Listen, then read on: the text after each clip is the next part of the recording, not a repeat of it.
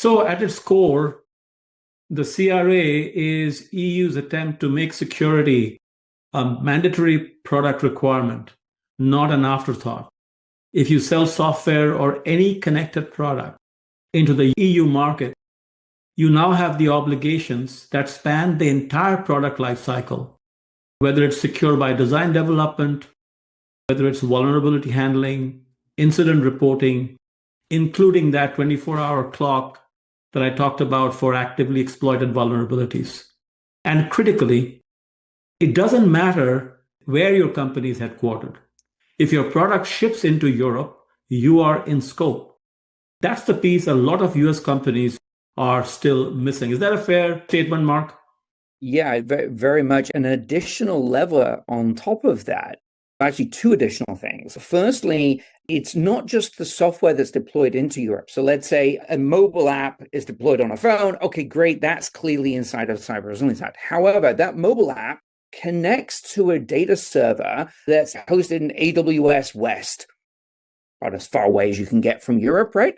No, that thing's under scope as well, because it actually says anything that's supporting infrastructure, especially when it's around data collection, data processing, that is within scope as well.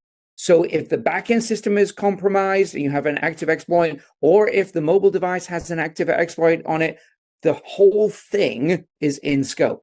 And the second part of this is like a lot of people, when they hear cyber resilience, they think, oh, okay, that's a GRC thing. And yes, there are processes. You mentioned secure by design. That's actually called out specifically as what you need to be doing.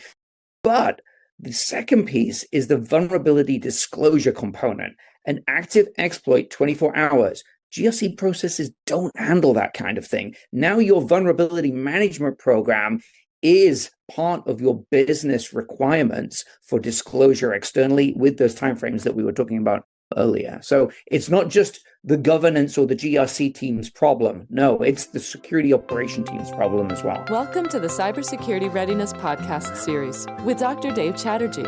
Dr. Chatterjee is the author of the book Cybersecurity Readiness, a holistic and high-performance approach, a Sage publication. He has been studying cybersecurity for over a decade, authored and edited scholarly papers, delivered talks, conducted webinars and workshops, consulted with companies, and served on a cybersecurity SWAT team with Chief Information Security Officers. His work on proactive cybersecurity has been featured on USA Today. Dr. Chatterjee has been a tenured professor at the Terry College of Business at the University of Georgia. As a Duke University visiting scholar, Dr. Chatterjee teaches in the cybersecurity programs at the Pratt School of Engineering. Hello, everyone. Welcome to the Cybersecurity Podcast Series. I'm Dave Chatterjee, the host, and today we are digging into the European Union Cyber Resilience Act, EU CRA in short. We will talk about what it actually demands, why US companies can't treat it as someone else's problem, and what it reveals about how product security has really been governed all along. Picture this: a mid-sized US software company discovers one of its products is being actively exploited in the wild. Their security team does the right thing. They investigate, they patch, they notify their customers. However, it takes them 3 days. Under most frameworks, that's a reasonably fast response. However, under the EU Cyber Resilience Act, it's a violation because the clock for reporting an actively exploited vulnerability doesn't start at 3 days. It starts at 24 hours. That's it. You have 24 hours to report the vulnerability. That gap between what feels like good cybersecurity practice and what the law now requires is not really a story about bad intentions. It's a story about operational discipline that most organizations haven't built yet. And it's coming for a lot more companies than they think. To shed light on this very important development, I am delighted to have with me Mr. Mark Lambert, the Chief Product Officer at ArmorCode. Mark, welcome to the show. Thanks, Dave. Pleasure to be here. I'm looking forward to talking about this topic. It's something that I think needs a lot of awareness and is very business critical.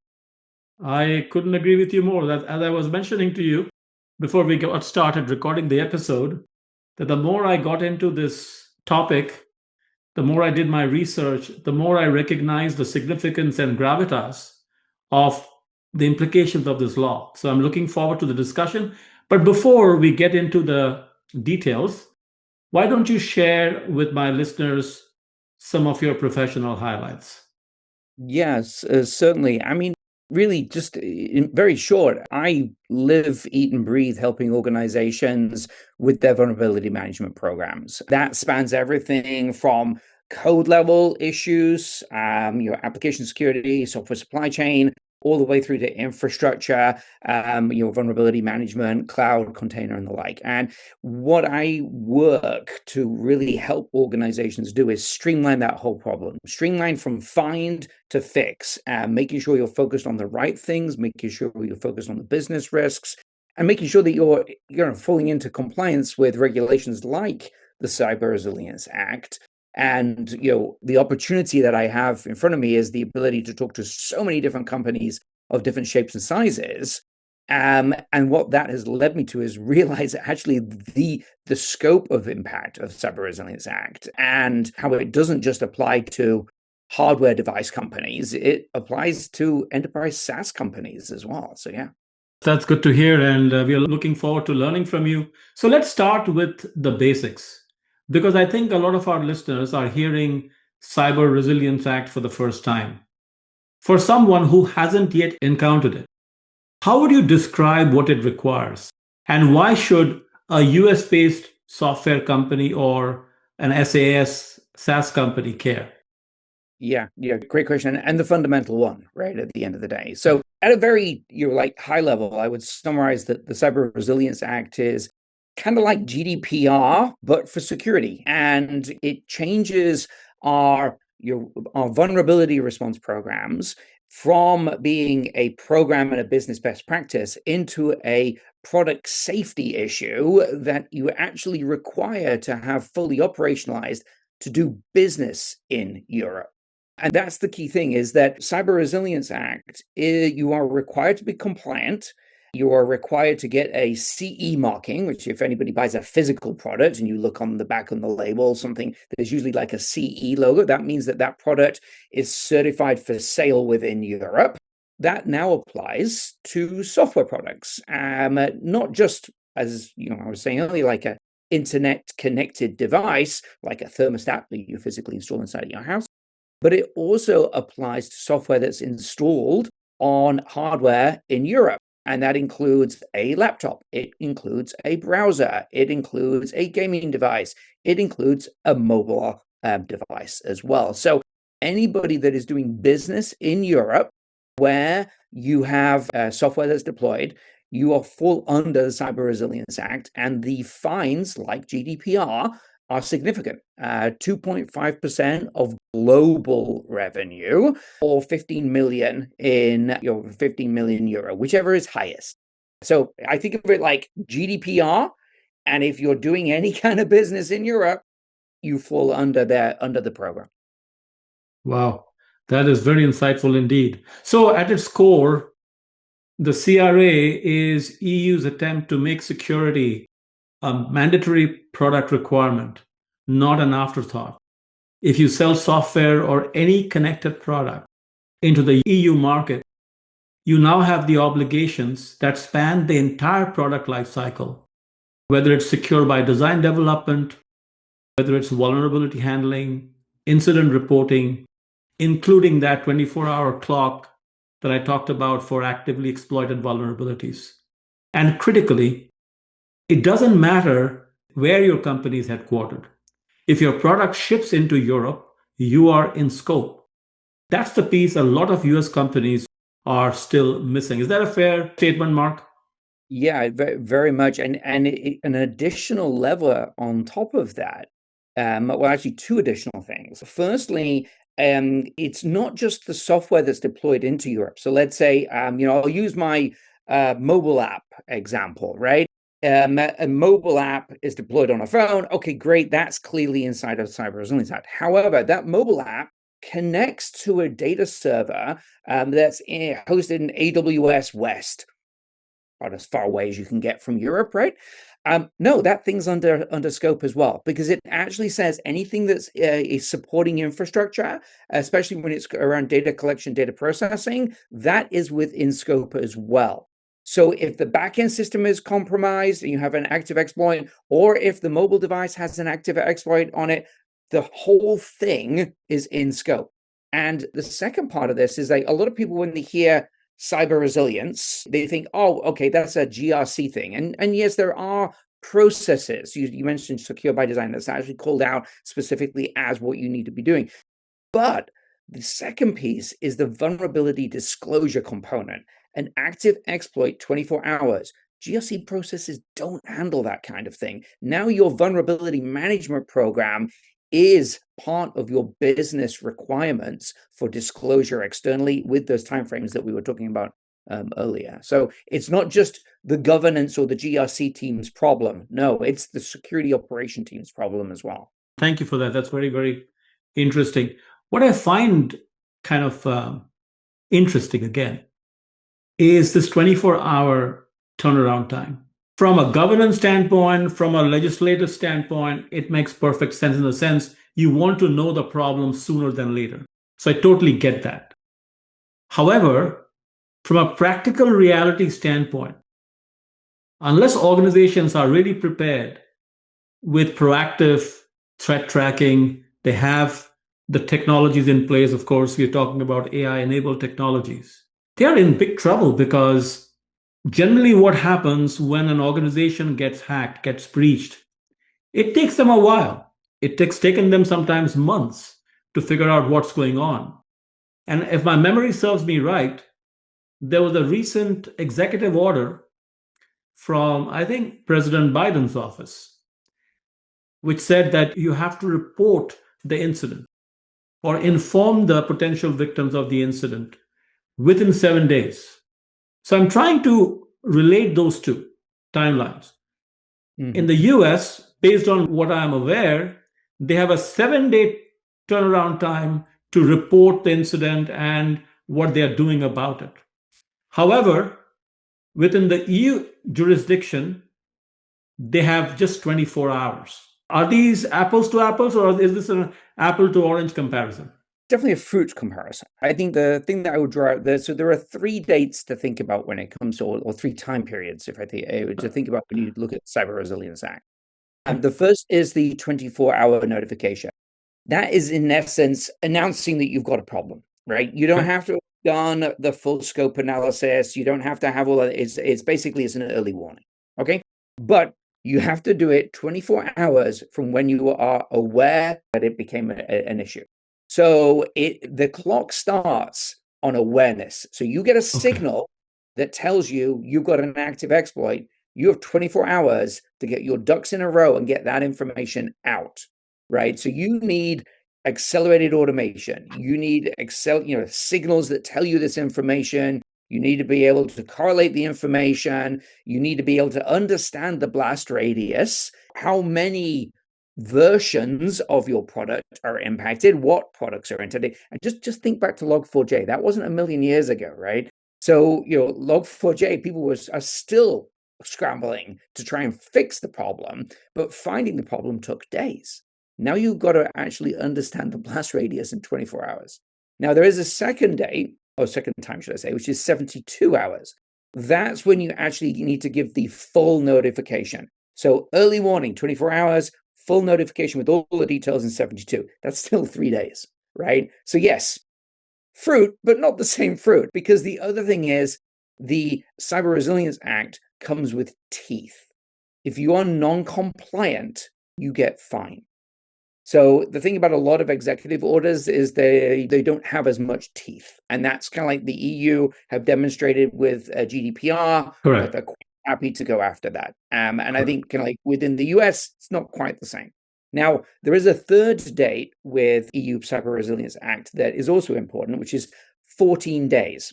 That 14 days is you have to give your full report 14 days after the fix is available. So I notify an issue, I understand the issue, then I fix the issue, then I actually release all of the full details 14 days after. So you think to yourself, okay, I've got a lot of time there between 72 hours and then 14 days after I've actually done the fix. But there's a nuance within the Cyber Resilience Act that says you have to have best effort program. And a best effort program means you are doing everything that you can to reduce that time. And that's also kind of like a little hidden thing in there, because if you are kind of, hey, it's good enough, that's also where you're leaving yourself open that if you have an incident, you get audited and your process is not going to pass muster with the auditor, then you are also going to get fined and you can get excluded from the EU market, meaning that you have to pull your products back. So again, it has a lot more teeth than kind of like some of our executive orders. Okay, fair enough. So I have a two-part question for you. First, you mentioned that 24-hour period, or for that matter, the 3-day period, all of those are based on from the time an organization becomes aware of the vulnerability.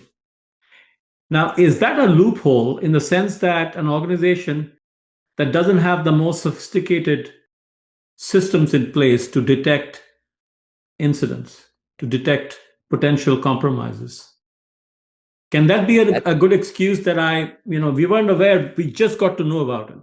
I had so many analogies that are coming to my mind right now. Try that one with the police officer or the your tax auditor. Yeah.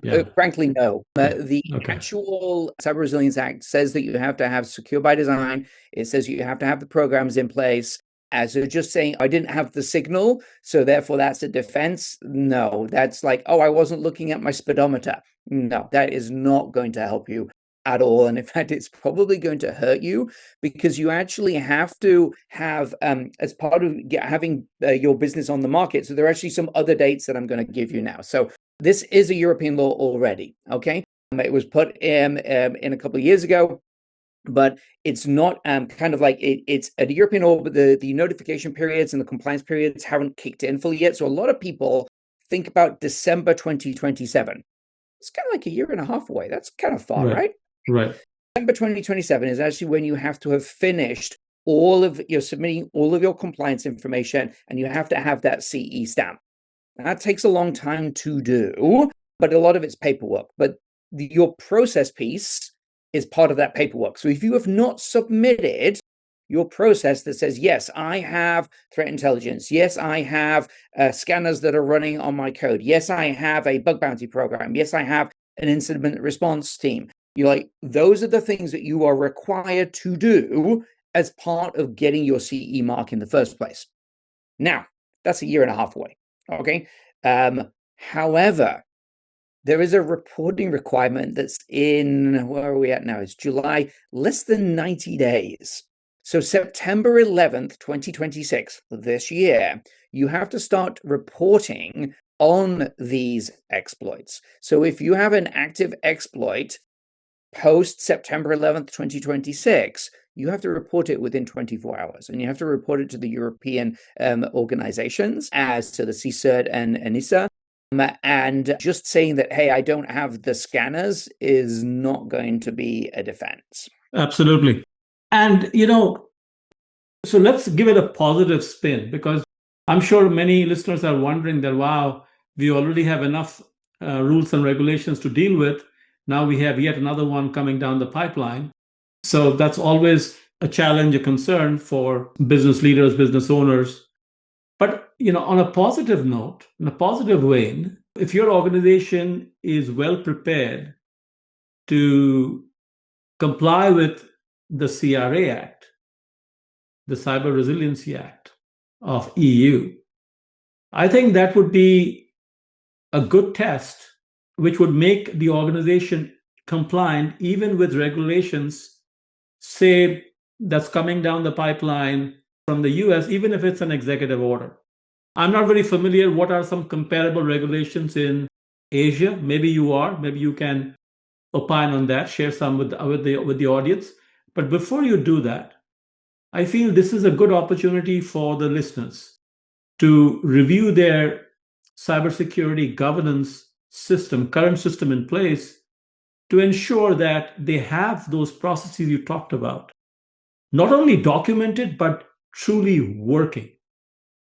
And I've always said this, unfortunately, organizations need legislations, need severe fines and penalties to sit up and be proactive. That's the unfortunate part.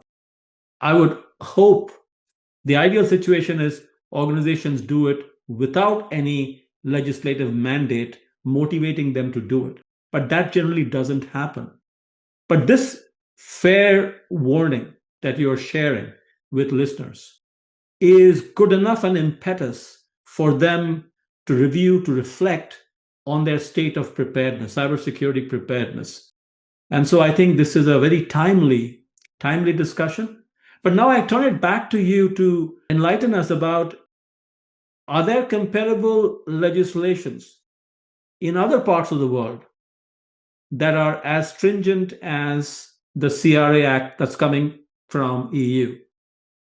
Yeah. So kind of just to kind of go loop onto the business value component. I mean, like Yeah. there really is a positive side to this, right? I mean, yes, we kind of should be doing this anyway. And certainly what I will say is that, as kind of one of the opportunities I have is the opportunity to talk to different companies of shapes and sizes. And Right. some are very well prepared for Cyber Resilience Act. The complexity of scope definition, understanding all of the deployments, that's kind of like the piece that many of them are struggling with, but they already have a process. They just need to operationalize it at scale. They need to automate it. They need to kind of change down the bottlenecks. So I think, kind of like that's okay. But from a business perspective, it's a clear signal to your customers that you take security seriously. And, things like SOC 2, ISO 27001, other things that you're normally asked about as a SaaS vendor, like ArmorCode's a SaaS vendor. So we're normally asked about things like that as part of our kind of due diligence with potential customers. But there's also other, there's US regulations which are all orientated around, hey, I can show that I take security seriously. FedRAMP is one of those, right? Yeah.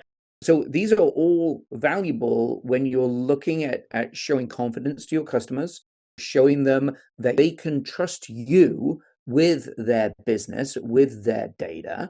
And I think there's a very strong component there. Now, when it comes to other regulations, Australia, they're working on theirs. Other geographies are releasing their ones as well. We do generally, the feeling in the industry is that the US will be going down this path as well. However, it'll probably be a little bit more driven by the community rather than by government regulation. But again, it's kind of a little bit early to say, and usually does require some kind of legal event to have occurred for folks to really lean in.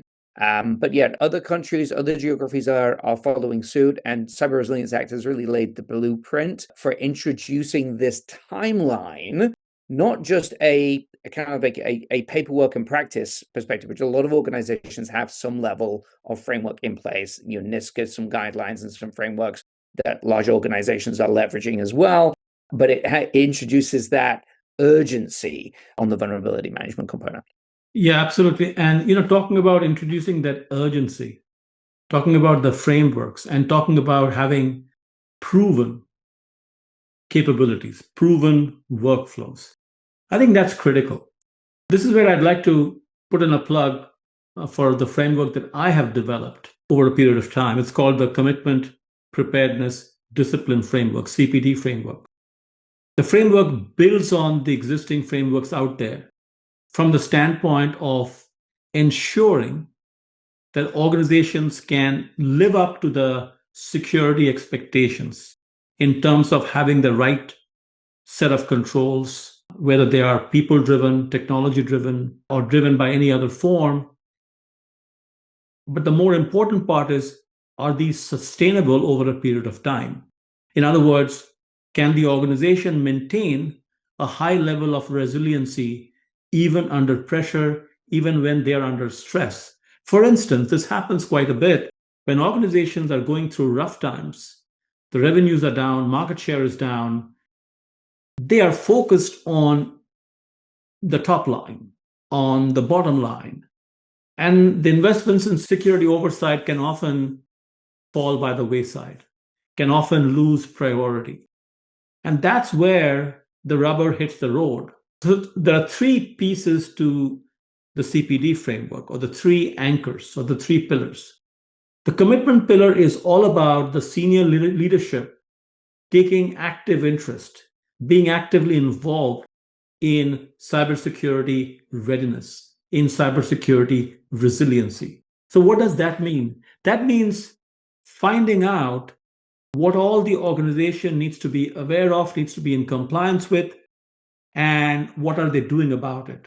Commitment is all about engaging legal experts from the get-go. Just like we are big on security by design, I think the involvement of legal from the get-go when you're developing your security strategy, when you're implementing your security strategy is critical, because they are the ones who will keep you up to date of all these regulations that's out there that could potentially impact your business and how to be on top or be ahead or at least be in compliance as effectively as possible. So that's commitment at a high level. And then preparedness is all about being able to put in place the right set of people, processes, and technology, the right combination, which allows the organization to execute from a security best practices standpoint at a sustained long-term manner. And discipline is all about being able to repeat, is all about institutionalizing these processes so they become part of the organizational DNA. So even if there is a turnover, even if there's a change in leadership, the do's and the don'ts are still in place and are still being followed, are still being monitored, whether electronically or through human intervention. This is where I'd like to bring you back in, Mark. You mentioned about there are some companies out there who are on top of their game, who have the best practices in place, and they will not be troubled by this particular legislation that's going to happen in, say, 90 days or whatever you mentioned. Can you share some of those best practices with our listeners so they can compare with what they have in place? Yeah. And I won't say that they won't be troubled. I'll say that they're more prepared. So, yeah. And I think what a lot of it starts with is some of the fundamentals, right? But things like making sure that we have an operationalized vulnerability management program in place. That means that I do have obviously detection scanners or signals, but I have a workflow and a way of orchestrating all of those together so that I can cut down the time between find and fix down to the shortest possible, hours is obviously what we need to be shooting for now. And I will say that is actually the same kind of like challenge that organizations that are looking at this kind of like the world of AI driven discovery and attack paths and things like this are also trying to do the same thing. But what they're doing is they're building a program on top of an operationalized layer, a control plane that gives them the ability to reduce time to fix. The second thing that they're doing is they're really inventorying and classifying. What do I mean by that? Knowing what you have deployed, understanding all of the different versions of those things in a SaaS continuous delivery, always on mode. We think of a web application, there's really only ever one version that is running at any one particular point in time. However, when we talk about a deployed product, a browser plugin, a mobile app, there are multiple versions that are available and on the market because it doesn't update their mobile phone. You have to support those different versions. So being able to understand kind of like what my inventory looks like and then classifying them. So there are different classifications when it comes to Cyber Resilience Act, depending upon what the function and the blast area, blast radius is associated with that product. and then being able to organize that within your business. So you're able to understand where these risks live within the business, but then also being able to kind of like understand the interdependencies between different teams, because a lot of the times you'll have a particular function that is, or deliverable that's actually leveraged by multiple products in different versions, in different teams. You need to be able to understand that interconnection and understand that not just for your internal deliverables, but deliverables that are coming from external entities, either directly through open source or third parties, but also understanding if there's a third party involved, you need to understand what their system looks like. So there's a downstream trickle event. So I will say that establishing the core framework, the core platform for your vulnerability management program, and then building that inventory and that you understand that visibility on top are the two first steps, which I see everybody, even those which are kind of better prepared, are still also kind of like they're going, okay, I have inventory here, I have inventory here. How do I bring all of that together? How do I bring my vulnerability management into? And that this is exactly the scope of where myself and the rest of the ArmorCode team spend time working with these type of companies. So absolutely, you have to be fully aware of where all your assets are, especially the assets that need to be secured, that need to be protected, or that are possibly exposed. And monitoring your asset inventory has to be a real-time exercise, not something that you run periodically. And there are tools that's available now that do that. And not only monitor, but if vulnerabilities are identified, there are remediation tools that will automatically do the patch right away. And so you can save a lot of time. But there also needs to be humans involved in the process to provide oversight, to make sure the automated tools are performing as per expectations. So human oversight remains very critical. To kind of pull together several things that Mark said, and he put it very well. He's a very articulate man.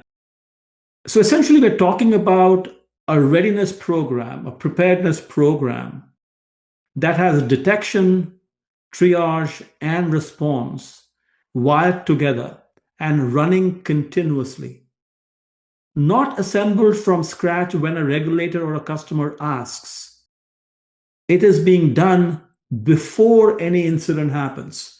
A lot of thought goes into it. It's more of a comprehensive exercise which requires cross-functional involvement.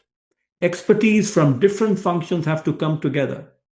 Legal for sure, IT for sure, security for sure, but then we also have the other functions. They need to come together and share their perspectives and share their suggestions about security governance, and all of those need to be weaved together into a fabric that is strong and robust enough to provide the kind of resiliency we are talking about.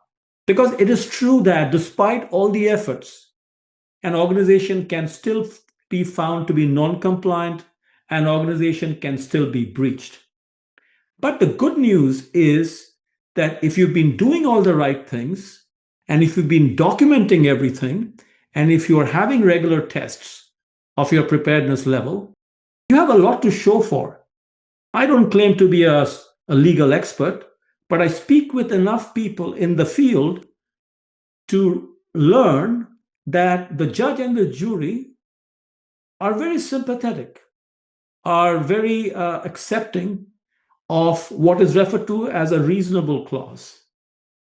Given the resources available, reasonably, given the resources that are at the disposal of an organization, have they done their very best? So that's the way I would approach it if I was the CEO of a company. Of course, I would seek legal guidance continuously, but I would push the organization to go above and beyond. So then at least I can say that, look, we did everything. Despite that, this happened. This is me using my common sense. Mark, I'd like you to react to it. Yeah, I think you're spot on there, right? I mean, you can't use the do nothing defense, but you could, but the best effort, you're like, at the end of the day, yes, companies get breached. It's about how you respond. Do you have the program in place? Is the program right? If the program wasn't right, did you fix it? It's how you respond to something that's most important. And that, I feel like that's really the spirit of the Cyber Resilience Act. It's not about an individual incident. It's about an institutionalization within a company, but across the industry, as to how product security is now a product safety thing. And I think you're spot on. It's the prevention and the practice and the process that you're really putting up front. Thank you for that. Thank you, Mark. And once again, I want to reiterate, the CRA doesn't test your documentation. It tests whether your vulnerability management program actually runs. Organizations that are truly prepared already have detection, triage, and response workflows operational. GRC teams can't own this alone. So this has to be an organization-wide initiative led by the leadership team. I always say this in my talks and seminars, that cybersecurity readiness should be considered to be one of the strategic value propositions. When organizations are reviewing their business strategies, their organizational strategies, they must ensure that it aligns with their cybersecurity strategy, because cybersecurity is part of the organizational core. You need a good, secure defense to survive in the long run. So it is not something you do on the side or you outsource so you can simply be compliant or you can somehow meet the regulations. The regulations are coming down the pipeline for a purpose. And if you take it for what it's worth and you truly buy into it and you do your part, you're actually helping your products, helping your services. So recognizing that and doing the needful and being at it. Security is not a one-shot proposition. It's not something you just pay money and you get it and you're good to go. And if something were to go wrong, you can play the blame game and fire XYZ and then you earn another lease of life. That's not the way to approach it. At least that's not something I advise my clients. You have to go deep down, deep into the processes. Make sure the processes are really robust. And then you apply automation. Then you supplement it with the right kinds of people, with the right training, with the right motivation. Motivation is huge. When laws come down the pipeline, the laws are written in a manner that even well-read people have a hard time figuring out what they say or what they mean. You need legal experts to explain. So just imagine the person at the operational floor doing their structured work. Why should they care about compliance with CRA or, for that matter, anything else? So organizations have to have the right communication mechanisms so people can relate to what these laws are all about and how they impact their work, whether directly or indirectly. So the more simplified way you can explain to the organization the legal implications and how it can impact the survivability of a company, the better the likelihood of getting a solid buy-in. Because once you have a buy-in, everything else becomes a lot easier.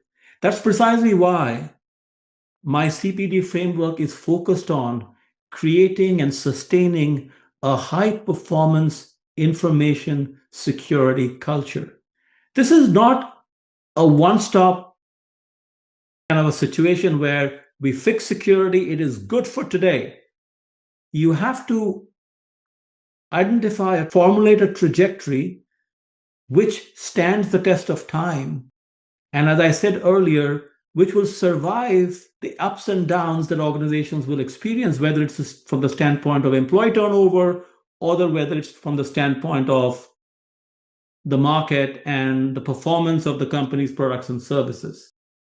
So that's why these discussions, while we have these discussions in the context of something about to happen, which in this case is the CRA, but it reinforces the importance of having a strong security discipline, having a strong security hygiene, because that can never hurt an organization. To use an analogy, when I was in ninth grade, we learned that a retired engineering professor would be teaching us physics. And we were in for a rude shock because this gentleman gave us the hardest problems in class. And then in the exams, he came up with even harder problems. So even a certain level of preparedness, which meant, doing all the problems in the assigned textbook, was not good enough to earn a passing grade. We were pushed to go to the library and go beyond the book and try to learn even more so we could somehow meet the challenge that he was setting us up for. We obviously hated him. So I look at this physics professor as somebody who is passing down the CRA legislation, or who are the architects of these legislations and who are supporting the enforcement of fines. We don't look at them in a positive way, let's say. However, if you follow through with what they are asking for, in the long run, you are better for it. I'll turn it back to you, Mark. I think I spoke more than I should have. No, I think it's interesting that you, at the end of it, you absolutely hated it. But yes, yeah, I think the thing about this whole initiative that's going on now around the EU CRA, I first came to hear about this was about a year and a half ago. Yeah, it was right about when the law just first got signed. I was actually at a dinner with a customer who's in the locomotive industry, and he said, you really should look at this thing, because I think it impacts a much larger organizations than just ourselves. I mean, they were a very big organization, but obviously within a specific industry area. And I usually have the same view as most people. Oh, it's another regulation. Yeah, okay, great, more paperwork, right? And then the more I looked at it, I was like, wow, no, this really has broader impact. And now if you are a company that's, a password management company, for example, right? I mean, that's not a physical device, but that is not just covered under Cyber Resilience Act. It's actually one of the higher classifications. Any product falls under the higher Cyber Resilience Act. The good news is you can do self-assessment, but you still need to disclose. Any product that's on the market, you don't have to do all of the secure by design and get the CE mark for a product that's already on the market, as long as you don't do a lot of changes to it, if it's just a patch. But you have to do the vulnerability disclosure workflow. So the scope is very, very large. It's a very interesting area. And I think, kind of like, I don't want to say the bearer of the bad news, but I think it's an opportunity for us all as an industry to really take security continuously seriously, because we all take it seriously, but, even more so. Well, Mark, thank you very, very much for your contributions. I know that you've made a huge impact, and listeners will take a lot back from this discussion and do the needful. We didn't want this to become a very technical legal discussion, because neither you nor I are legal experts, but we wanted to highlight the challenges as well as the opportunities ahead for organizations to do even better as they secure themselves. So I truly appreciate the time. But as always, in all my episodes, I always want my guests to have the last word. So any final thoughts? Yeah, I mean, certainly if you'd like to learn more, we've actually, at ArmorCode, we put a significant amount of content on the website around Cyber Resilience Act, along with a self-assessment, which kind of helps you step through to say, hey, does this actually impact me? Again, I'm not an attorney, but I play one on TV. And then the other thing is I'll actually highlight, so there's a community called the Purple Book community that we help facilitate. And that community has a very active conversation going on around Cyber Resilience Act, as well as actually kind of like AI and how AI is disrupting security and impacting security as well. But they have 2 centers of excellence there. So I'll give a plug to that as well. And hopefully you can share the links to these 2 things in the show notes. Absolutely. Well, thank you again. It's been a pleasure. Thanks very much, David. Appreciate it. The information contained in this podcast is for general guidance only. The discussants assume no responsibility or liability for any errors or omissions in the content of this podcast. The information contained in this podcast is provided on an as-is basis with no guarantee of completeness, accuracy, usefulness, or timeliness. The opinions and recommendations expressed in this podcast are those of the discussants and not of any organization.